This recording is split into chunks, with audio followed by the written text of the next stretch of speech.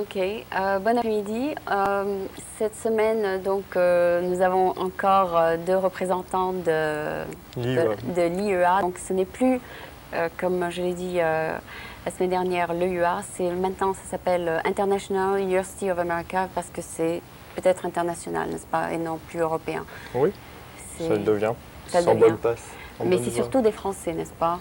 Il n'y a pas que des Français, il y a beaucoup de francophones, c'est différent. Ah, francophones, mais... Il y a beaucoup de gens qui parlent français, mais il y a pas mal d'Africains, etc. Il y a de tout, il y a des gens qui viennent d'Allemagne, de Suisse, il y a aussi des gens qui viennent d'Afrique. D'accord. Il y a des gens qui viennent de pays d'Asie. Donc c'est maintenant une école internationale, ils ont fait la même chose avec l'école. On essaie d'avoir des Américains d'ailleurs. D'accord. Mais le fait, c'est comme l'école franco-américaine de mes enfants, ça s'appelait avant simplement l'école franco-américaine, maintenant il s'appelle l'école internationale franco-américaine. Mais le fait d'être américain, c'est déjà d'être international, n'est-ce pas? Parce qu'un Américain, ça peut être un Chinois, un Japonais ou un Européen, ou un... Oui. N'est-ce pas? Oui, bien sûr. Okay. C'est surtout une mentalité, quoi. International, c'est...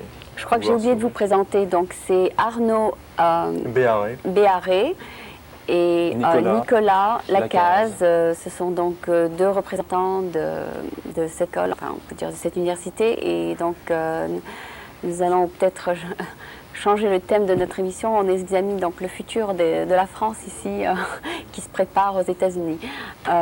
Donc Arnaud, bienvenue au programme franco-américain. Merci. International, c'est donc l'Amérique. Et Nicolas, merci aussi d'accepter d'être passé et de vouloir bien vouloir nous parler. Donc j'ai pensé peut-être, étant donné que c'est peut-être un sujet qui m'intéresse cette semaine, dans le cadre de la vie d'un étudiant, est-ce que c'est ce qu'il apprend en dehors de l'école qui est important ou à l'intérieur de l'école qui est plus important, surtout lorsqu'il voyage? Ce sont les deux choses, hein, les deux à la fois. Je veux dire, ce qu'on apprend à l'école, c'est important, c'est théorique, c'est ce qu'il nous faut, c'est la base qui est nécessaire.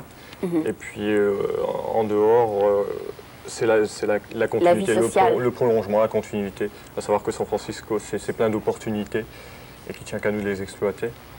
C'est l'intérêt de venir ici, c'est l'intérêt de venir aux États-Unis, c'est l'intérêt de venir finir ses études à l'étranger, particulièrement aux États-Unis et particulièrement à San Francisco. Donc vous apprenez autant peut-être en dehors de l'école? On apprend autant, oui. On n'apprend pas les mêmes choses, pas tout à fait les mêmes choses. Peut-être pas le même vocabulaire, n'est-ce pas, dans un café? On apprend surtout les gens. On apprend à connaître les gens, les cultures différentes, parce que San Francisco, c'est très diversifié. Ouais, c'est multiculturel. Donc on apprend ça et on apprend à communiquer. Est-ce qu'au fond, on n'est pas tous les mêmes? Non, je crois pas. C'est ce qui fait, ce qui fait le challenge et c'est ce qui est très intéressant. C'est qu'on est différents et on est différents et on peut être complémentaires. On peut être très différents, non complémentaires, on peut être très complémentaires. C'est une question de gestion. Il faut savoir canaliser ça et puis le faire avec. Je crois qu'ici, tous les Américains ont peut-être appris à accepter l'être un peu plus facilement. Je crois, parce que c'est une ville qui est cosmopolite et plusieurs cultures sont confrontées dans un même environnement, elles ont à s'adapter, à s'accepter. Et c'est pas toujours facile de le voir. Et la chance d'être à San Francisco, c'est justement de pouvoir analyser ces différences et être confronté à un monde du travail qui est très divers, où ces communautés... Est-ce que vous faites un effort de votre part, donc, de rencontrer des différents groupes? Par exemple, est-ce que vous dites aujourd'hui, je vais essayer d'examiner la ville japonaise et demain la ville chinoise et après-demain la ville... On essaie d'avoir des contacts avec ces différentes... Disons que ce n'est pas réellement un effort, je veux dire, la journée on travaille, le soir on travaille aussi, et puis après une certaine heure, comme tout étudiant qui se respecte, on sort. Donc c'est pas un effort, on se dit pas il faut qu'on rencontre les gens, on sort, et puis comme le contact est facile avec les Américains, on les rencontre, on discute. Est-ce que c'est nécessaire qu'on vous présente à quelqu'un ou bien vous pouvez faire vous-même les démarches? De toute façon, il n'y a pas de règle générale. Le contact s'établit, on est dans un bar, on parle ensemble, les gens s'aperçoivent qu'on est français, ils viennent nous questionner parce que ça les intéresse, parce qu'ils sont intrigués, ou alors c'est nous, il y a toujours moyen de rentrer en contact. Quand on le veut, il y a toujours moyen de rentrer en contact avec les gens. Oui, parce que justement, dans la soirée qu'on a organisée, il y a des Américains qui ne se plaignaient pas que je ne les avais pas présentés aux Français. Alors je dis, mais vous aurez pu faire l'effort. Personnes, vous ne pouvez pas présenter tout le monde. Voilà, c'est ça. Et puis... c'est peut-être aux gens de faire l'effort. Il y avait peut-être un des équipes, ce qui fait que les Français se retrouvaient géographiquement entre eux, puis les Américains étaient un petit peu éloignés. Bon, il n'y a peut-être pas assez d'Américains pour que le mélange se fasse bien, quoi. Oui. Donc, Mais, est-ce que vous rencontrez cette difficulté du point de vue d'être dans une école surtout francophone? Non. Non, bon, la journée, on est entre nous. À part les professeurs, on n'a pas beaucoup de contact avec les Américains. Mais le soir, c'est très facile De faire l'effort? Pas de faire l'effort, mais de rencontrer les gens. Si on sort, fatalement, on rencontrera des Américains. D'accord. Pratiquement toujours. Donc c'est une question de vouloir le faire, n'est-ce pas? Oui. Il suffit de sortir. Puis le contact est très facile. C'est très facile. Oui, les gens sont assez ouverts. Les gens Oui, sont les gens ouverts. sont ouverts, surtout aux Européens. D'accord. Ils aiment des gens qui viennent d'Europe. Vous avez essayé Qui leur parlent le d'autres, café Heart of Europe? cultures. Pas encore, Ah non, peut-être. pas du tout, non. Ah d'accord. On Non, est même c'est pas pas d'ailleurs. celui-là. Celui-là, c'est sur Sutter Street. Il paraît que beaucoup d'Européens y vont. Bon, donc vous êtes ici à San Francisco. Est-ce que vous avez déjà fait votre première analyse ou pas encore de ce que vous avez pu rencontrer Une analyse, non, pas vraiment, mais enfin, bon, il y a une satisfaction permanente, donc il n'y a pas un réel besoin de faire une analyse sur quoi que ce soit. Je veux dire, quand on se trouve bien, il n'y a pas besoin d'analyser. Est-ce que vous êtes homesick, par exemple? Est-ce que vous avez non, envie pas de du tout, retourner? Moi, personnellement, pas du tout. Non. Je sais pas. Pas de nostalgie. Donc, ce n'est pas difficile d'être ici, c'est pas méchant. Bah, disons, on ne peut pas généraliser. Moi, je sais que j'ai jamais de problème. Vous sentez à l'aise? J'ai pas de problème pour aller où que ce soit. J'ai jamais le mal de la maison. Ah, Donc, d'accord. que ce soit San Francisco, ça pourrait être ailleurs. Vous ne sentez pas trop dépaysé? En plus, on ne se sent pas dépaysé. Ça doit aider. Quelque part, ça doit aider. Le fait que San Francisco, ça soit une ville à part dans les États-Unis. Et, Elle est assez européanisée. Qui est européanisée, qui est, oui. Oui, qui- Européanisée, oui, dans sa structure. Pas tellement dans sa population, quand même. Parce qu'il y a Voilà, une c'est ça. forte population d'Amérique du Sud, une forte population asiatique. Et Mais, c'est peut-être par ça qui exemple, fait- vous c'est venez peut-être ça de- qui fait que les gens ont l'habitude des étrangers, donc sont plus ouverts. Et puis, Mais vous venez de Paris, par exemple. moi, je suis pas de Paris. Moi, je suis de Lille. Ouais. Nicolas de Paris. D'accord, donc venant d'une ville comme Lille, qui n'est pas une ville trop grande, c'est à peu près la même chose que de se retrouver ici à San Francisco. C'est peut-être le même nombre de population, non? Oui. Non, la population, c'est pas du tout la même chose. Lille, c'est une ville administrative. C'est combien de C'est-à-dire qu'il y a personnes? beaucoup de Lille, c'est 350 000 personnes, C'est un peu donc plus c'est petit, quand la même. moitié de San Francisco. C'est beaucoup administratif. Donc c'est un peu plus fort ici pour vous, comme c'est plus densité. fort, ouais, c'est plus fort. Et puis c'est pas du tout le même contexte. Je veux dire, bon, moi je suis sorti du contexte de mon université à moi où j'étais en France. On rencontre des gens. Je rencontre des gens que j'aurais certainement pas eu l'occasion de rencontrer en France. Donc tout ça fait que, en fait, on a envie d'aller au-devant des gens, on a envie de communiquer. Et puis la communication s'établit facilement. Donc vous êtes passé d'une petite ville à une grande ville, et une ville un peu plus grande. Par contre, lui, il est passé d'une très grande ville Oui. à une Et petite la ville, différence n'est-ce pas? est assez énorme. D'accord, donc ça, vous devez expérimenter deux choses différentes là. Oui, surtout qu'ici, on trouve une différence de population. C'est beaucoup plus calme donc pour vous, parce que Paris c'est très agité, n'est-ce Oui, pas? et la vie est très agréable à vivre. Parce qu'elle est beaucoup plus lente que celle de Paris. La vie est beaucoup Par contre, plus elle doit être plus rapide que celle de Lille, non? Plus rapide, oui. Elle est plus rapide, mais pas plus stressante. Je veux dire, D'accord. on se sent libre, on se sent bien ici. Il n'y a pas D'accord. de difficulté d'adaptation, on ne se sent pas agressé nulle part. Oui. Que ce soit dans les rues, les rues sont aérées, les gens sont... Par contre, l'université est plus petite que celle d'où tu viens, n'est-ce pas? À l'université à laquelle moi je vais, Oui, en ce actuellement, moment. ça n'a rien à voir, c'est pas du tout comparable. La densité de Mais, l'école est petite, n'est-ce pas? Elle Vous avez est combien? plus petite, mais tout aussi riche, parce qu'il y a beaucoup de gens avec des backgrounds différents. D'accord, l'essentiel c'est le nombre de personnes dans la classe, C'est n'est-ce pas? c'est le nombre de personnes dans la classe et puis la nature des gens qui y sont, quoi. Bon, moi, C'est vrai qu'en c'est France, ce que il y a je à suis peu venu près chercher 300 ici, en personnes fait. par classe ou je sais pas. Ça dépend des Ça des dépend, universités. Ah, d'accord. les universités. Ici, ça va pas plus que 50, c'est À ça? Paris, on a beaucoup d'amphithéâtres. Plein qui de arrivent monde, jusqu'à c'est ça. 300, 400 personnes. Voilà, c'est ça, parce que Et c'est très difficile, à la de fois pour les suivre. étudiants et pour les professeurs. Ouais. Parce qu'il n'y a vraiment pas de contact, n'est-ce pas? Non. Mais il faut dire que c'est complètement différent. Ici, on est en programme MUG, donc on est même nettement moins nombreux. Vous avez quand même Bon, un petit- par contre, quand on va, je sais pas si on va à l'UCSF, n'importe où, dans n'importe quelle fac, Ce sont des ici, grandes. c'est un peu comme ce qui se passe en Oui. France. On veut dire, on est nombreux, et puis on est répartis dans différentes classes, et il y a une vie énorme.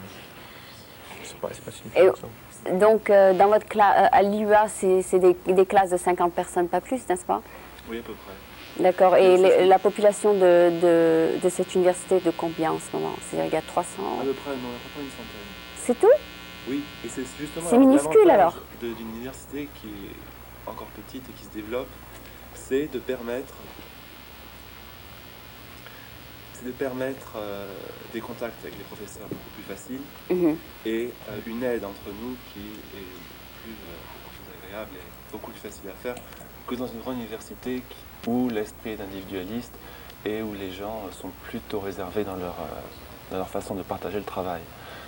Disons qu'on a ici tous les avantages de la petite université. C'est d'autant plus intéressant que beaucoup de gens viennent avec des formations très différentes et cela permet de partager des points de vue et même d'aider des gens qui ont des difficultés dans certains domaines, vu qu'ils découvrent... Par exemple, vous passez d'université immense de Paris et vous vous retrouvez dans une petite Voilà. classe où vous vous sentez tout à fait choyé à nouveau, comme si vous retournez à l'école primaire, n'est-ce pas? C'est pas le même esprit, mais disons que la différence est un peu de cet ordre. Oui.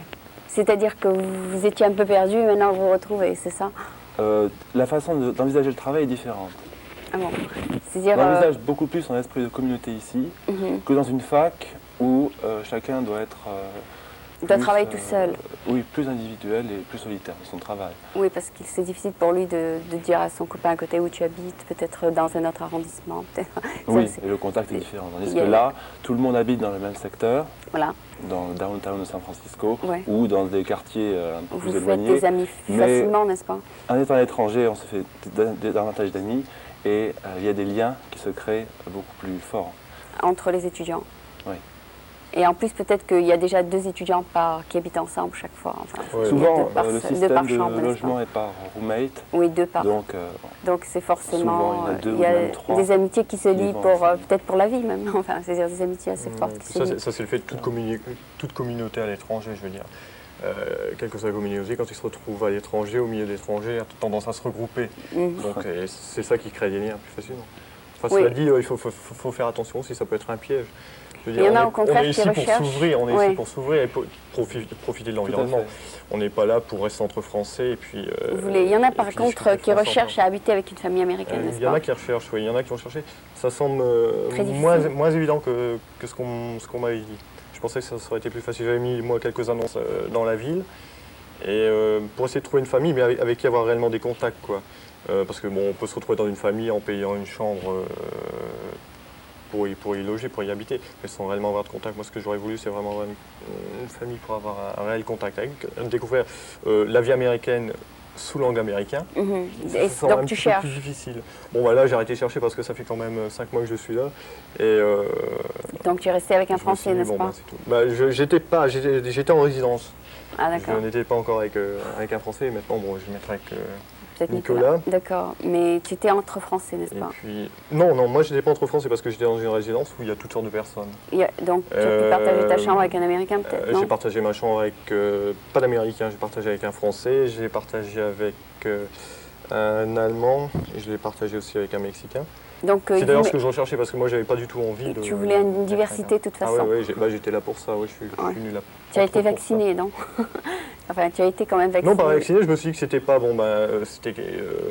la façon d'aborder les Américains, c'était peut-être pas par l'entremise d'une famille, il fallait faire autrement. Donc on sort, Donc on c'était essaie une de bonne promouvoir solution. des activités à travers le sport pour essayer de rencontrer les Américains. Puis voilà, il y a d'autres façons d'aborder les Américains qu'à travers une famille. Ça aurait pu être D'accord. sympathique, ça peut peut-être encore. Oh, je l'ai fait et c'est aussi très sympathique.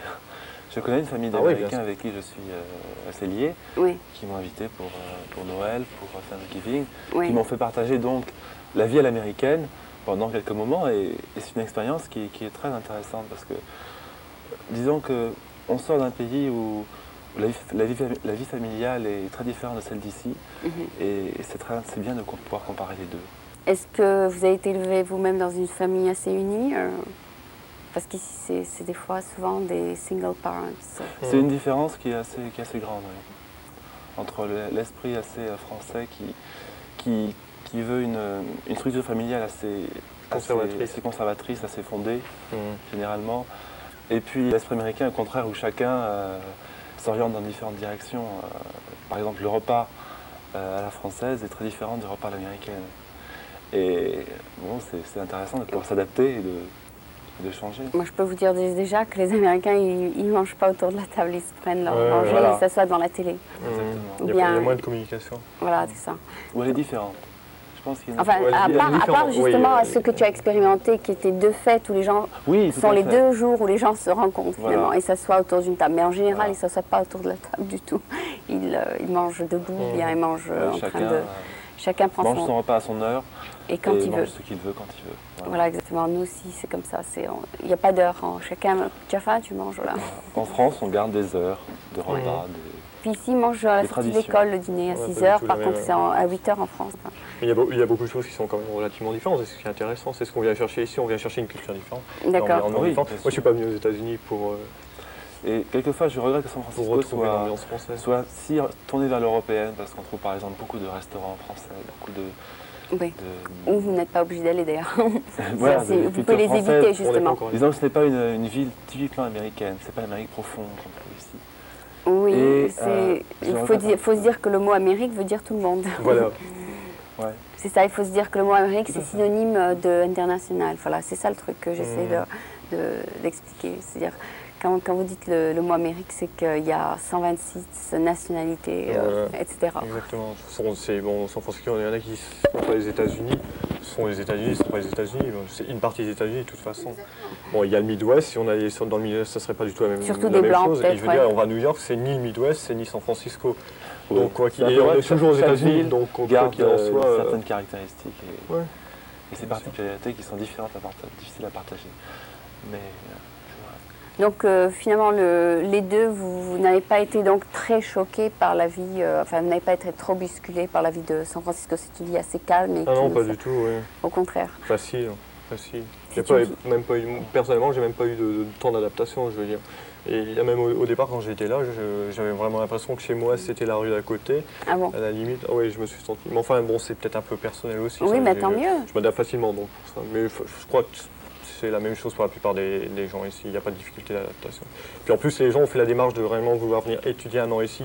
Donc ça, c'est pas innocent. Je veux dire, au départ, ce Ils sont déjà savaient. des gens entreprenants qui n'ont pas de problème de communication a priori, qui n'ont pas de problème pour bouger et pour se sentir bien quelque part. Voilà. Quelqu'un qui a des inhibitions, qui a des problèmes au départ, ne viendra Oui. pas passer un an C'est à vrai. San Francisco pour étudier et après y avoir investi autant, quoi, de toute façon. D'accord. Donc la raison pour laquelle vous avez investi autant dans cette école, c'est parce que ça se passait à l'étranger, n'est-ce pas? Voilà. Est-ce Ouais. qu'une partie se passe en France? Non, pas du tout. Pas du Pas tout. du tout. Pas du C'est tout. On vient 100% faire ici. 12 mois ici, 12 mois plein, un MBA. Et c'est ce qui est. une partie peut se C'est passer super. à Hong Kong par contre. Oui. Et c'est une porte vers l'Asie qui est très intéressante. Et Il paraît qu'ils sont des très bons businessmen là-bas. Et disons que c'est une région qui est à explorer en tout cas. Surtout en ce moment. Ouais. Pouvoir comparer justement des façons de travailler tellement différentes entre l'Europe, les États-Unis, l'Asie. Et la chance de cette école, c'est d'ouvrir justement sur une formation internationale. J'ai entendu parler qu'à Hong Kong, n'importe qui est un meilleur businessman que n'importe quel MBA d'ici parce qu'ils savent comment faire de l'import-export 10 fois mieux que les gens qui sortent des écoles d'ici. C'est vrai que c'est un peu inné pour eux de faire... Disons que l'Asie, c'est un monde de l'avenir. Je veux dire que le Pacifique est il y a l'océan beaucoup de l'avenir. jeunes. Oui. C'est pas inné quand même. Moi, je veux dire, on voit Hong Kong, on voit les 4 grands, Hong Kong, la Corée, Taïwan et puis. Mais ils Mais je ont, veux dire, bon, enfin, ils ça, ont c'est le une business petite un peu part. Il y a d'impôt, des n'est-ce businessmen, pas? à côté de ça, il y a 3 millions, 4 millions, 10 millions de Gus qui ne sont pas businessmen. Oui, c'est vrai. Bon, Je pense qu'il y a C'est beaucoup vrai qu'il de marche bien businessmen actuellement. américains et européens qui vont là-bas. Pour apprendre le business. Pour apprendre le business et aussi même pour travailler là-bas, pour exporter leur Prospérer, culture aussi. oui. Oui. puis il y a un environnement qui est propice. Je veux dire, il y a un environnement légal, et il y a un environnement géographique qui est propice à tout ça. Il faut tenir tout le temps. Oui, donc toi, tu étais dans la section pharmaceutique, n'est-ce Oui, pas? moi je suis pharmacien Tu es pharmacien. de et formation et puis. Donc, Mon but, c'était, en fait, comme je veux partir dans l'industrie, il me fallait une double compétence. Je suis pharmacien, il me fallait quelque chose d'autre. Comme je veux faire du business, je me suis dit, je vais chercher une école qui peut m'apporter cette formation. Et puis retourner j'aurais en pu faire ça en France. France. Et Et puis- puis, comme il se trouvait qu'il y avait quelque chose vous à voulez peut-être en faire de 12 mois. l'exportation de produits Ah pharmaceutiques non, non, non, pas du français? tout. Non, non, non, Pas non, du tout. Ah non, non, c'est pas. C'est trop compliqué. C'est pas. Non, non, je veux Tout simplement ouvrir un business. travailler dans l'industrie pharmaceutique. Tout en et y ayant une réussir, formation donc, business. D'accord. J'espère que la formation que je suis ici me permettra de. De faire les deux. de partir sur un bon pied, quoi. Puis après, on charge à moi de bouger et de monter. D'accord. Oui, ça te permettra peut-être d'ouvrir ta propre pharmacie. Non? Ah, c'est pas du tout pour ouvrir la pharmacie, c'est pour bosser dans l'industrie pharmaceutique. D'accord. Mais Quand on est pharmacien, en on peut étant faire. pharmacien, on n'a pas besoin de connaître le business, n'est-ce pas? Il Ah, suffit si, de ça connaître dépend dans quel domaine on veut bosser. Si, pour parler plus concrètement, c'est quelqu'un qui voudrait comme moi être chef de product manager. Il faut absolument qu'il soit pharmacien et puis qu'il ait fait quelque chose après. Je veux dire, comme on peut pas se lancer dans une étude de marché, on ne peut pas gérer un budget de plusieurs millions de francs, on ne peut pas aller discuter avec les médecins en même temps les chercheurs sans avoir une formation business. Une formation à la fin. Une Donc formation, toi, une formation business. tu ne veux pas simplement vendre des médicaments? Ah non, je ne veux pas faire que vendre du médicament. D'accord. Tu veux donc être un peu plus haut que ça? Oui, un petit peu plus haut. Voilà, d'accord. Et toi, donc, c'était quoi ta J'ai une branche? formation très différente, littéraire, Oui, et qui n'a rien à voir avec le business. C'est justement pour ça que je suis venu ici. pour changer un peu d'air. À la fois pour changer de terre, oui. Non, changer d'air, enfin... Changer d'air, oui. Et puis me consacrer aux ressources humaines, qui est un secteur qui se développe beaucoup aux États-Unis et qui m'intéresse particulièrement. D'accord. Donc, ta formation va peut-être... Est-ce qu'elle peut se combiner? Peut-être que tu vendras des livres là. Je pense qu'elle peut se combiner, bien qu'elle reste très différente. Disons que la littérature apporte une connaissance de l'expérience humaine passée. Peut-être la propagation de la littérature dans les pays étrangers, pourquoi pas? Ah, de ce point de vue-là, oui. Mais surtout que être à l'étranger, voyager, permet aussi d'avoir des contacts avec beaucoup de gens et d'acquérir aussi de l'expérience dans ce domaine-là, en dehors des bouquins. D'accord, mais justement, moi j'avais pensé comme sponsor à trouver Larousse, parce que je me suis dit Larousse peut peut-être vendre des bouquins dans tous les États-Unis, si je vais par satellite dans tous les États-Unis. Je pense que Larousse, c'est dans tous les États-Unis. Oui, c'est une des maisons les plus exportées. Oui, donc on pourrait peut-être les trouver comme sponsor de notre programme par satellite. D'accord. Bon, je crois qu'on a un peu parlé un petit peu de ce que vous avez expérimenté ici. Je pense que ma conclusion, ce serait peut-être que si vous voulez faire peut-être un mois dans une vraie famille américaine, comme ça vous serez complètement dépaysé. Comme ça, là j'ai l'impression que vous êtes un petit peu dans un cocoon, comme on dit, parce que vous n'êtes pas tout à fait dans une famille où vous expérimentez vraiment les changements. Donc, vous n'avez pas encore été... Disons, ce qui est un peu difficile avec les Américains, on a parlé du contact tout à l'heure, le contact est très facile, le premier contact des Américains est très très facile. Oui. Mais vous le n'avez second, pas aller encore plus été loin, sevré. ça reste superficiel. Non, ça reste assez superficiel avec les Américains, c'est un peu plus dur d'aller plus loin et d'avoir une seconde invitation, de se revoir. Voilà, c'est un peu plus dur. Ça, c'est un peu plus dur. Le vrai contact est un peu plus difficile. Est-ce que donc c'est une question de communication, comme il a expliqué, de faire l'appel et de faire l'initiative? Je ne sais pas à quoi c'est dû. Peut-être un peu la mentalité américaine. L'Américain est assez individualiste. Donc il aime bien être entouré de personnes, il aime bien communiquer. Mais une fois qu'il est chez lui, c'est assez privé chez lui. Il reste repuissant, enfin pas par pied, mais ça reste lui, quoi. Non, mais vous êtes passé donc d'une ville où vous habitez dans une maison à une sorte d'hôtel, donc vous n'avez pas tellement fait c'est comme si que vous auriez tout autant pu aller dans un hôtel à Lille et vous retrouver un petit peu dépaysé. Oui, mais en étant roommate, par exemple, même si j'ai des roommates français, oui. On est quand même libre à soi-même. Je veux dire que vous aurez pu faire ça dans votre ville à Paris, non? Oui, mais ce n'est pas la même chose. Différent, parce que les voisins sont américains, on a des contacts avec beaucoup d'Américains en fait. Tant mieux, oui. Alors, oui, heureusement. Et c'est très différent. On sort dans la rue, c'est américain. D'accord. Que si on rencontre quelqu'un, si on va dans un magasin, oui. On est confronté à une langue différente. Oui, les vendeurs sont avec américains. Un environnement qui est très différent quand même. D'accord. Ouais, pour finir, il nous reste qu'une minute.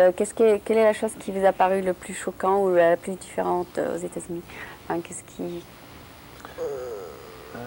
Je dirais la proximité des riches et des pauvres aussi flagrante dans San Francisco. Ils sont à côté. Qui sont vraiment à côté. Ouais. Disons que c'est vrai. Ça existe aussi à Paris, mais c'est beaucoup plus fort ici. C'est vrai, un très pauvre au pied d'un hôtel, voilà. hôtel de Richard. Ce qui est choquant, c'est que c'est entrer dans les mœurs. C'est accepté. On a l'impression que les gens l'acceptent très facilement. D'accord. Et je trouve que c'est assez marquant. D'accord, c'est vrai qu'on s'occupe peut-être pas assez de ces gens-là. Et vous, qu'est-ce qui vous a Moi, choqué le plus? moi, il n'y a rien qui m'a personnellement choqué. Par contre, il y a une chose que je trouve très bien aux États-Unis, c'est le fait que les gens soient directs et positifs.